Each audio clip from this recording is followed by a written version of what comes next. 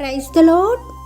ఈరోజు దేవుని వాక్యము నిర్గమకాండము 23వ అధ్యాయము 25వ వచనము.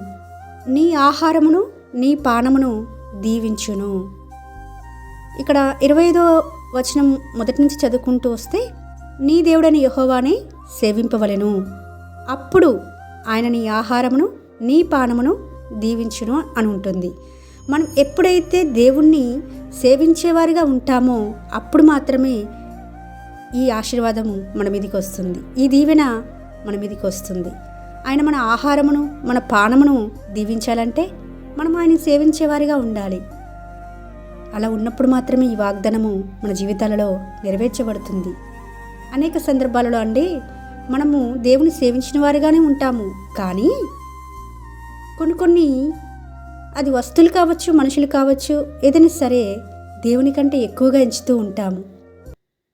దేవుని కంటే ఏదైనా మనము ఎక్కువగా ఎంచినట్లయితే, ఎక్కువగా ప్రేమించినట్లయితే, ఎక్కువ ఇంపార్టెన్స్ ఇచ్చినట్లయితే అదే విగ్రహంగా మారుతుంది.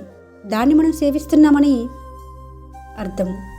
ఇక్కడ నీ దేవుడైన యెహోవానే సేవింపవలెను, అప్పుడు నీ ఆహారమును నీ పానమును దీవించును. ఆయన చేత దీవించబడాలంటే ఆయన సేవించాలని ఇంత స్పష్టంగా వాక్యం బోధిస్తుంటుండగా, మరి మనము దేనిని సేవిస్తున్నాము? దేనికి సమయం కేటాయిస్తున్నాము? ఎవరిని విగ్రహంగా పెట్టుకున్నాము? మనం పరీక్షించుకోవాలి.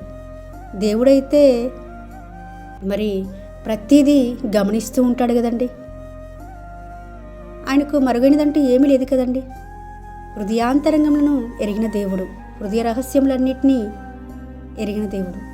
మరి మన హృదయంలో దేవుని సేవించగలుగుతున్నామా? హృదయపూర్వకంగా దేవుని సేవించేవారిగా ఉన్నవారు లోపల బయట రెండు విధాలుగా కూడా దేవుని యందు భయభక్తులు కలిగి దేవుణ్ణే ప్రేమించేవారుగా, దేవునికే ప్రథమ స్థానం ఇచ్చేవారుగా ఉంటారని ప్రభు పేరట మనవి చేసుకుంటున్నాను. ఎంతమంది అయితే ఈ వాగ్దానాన్ని కోరుకుంటున్నారో వారందరూ కూడా దేవుని సేవించేవారిగా ఉన్నప్పుడు మాత్రమే ఈ వాగ్దానము మనందరి జీవితాలలో నెరవేర్చబడుతుందని మనవి చేసుకుంటూ మీ సహోదరి ఎలిజబెత్ రాణి.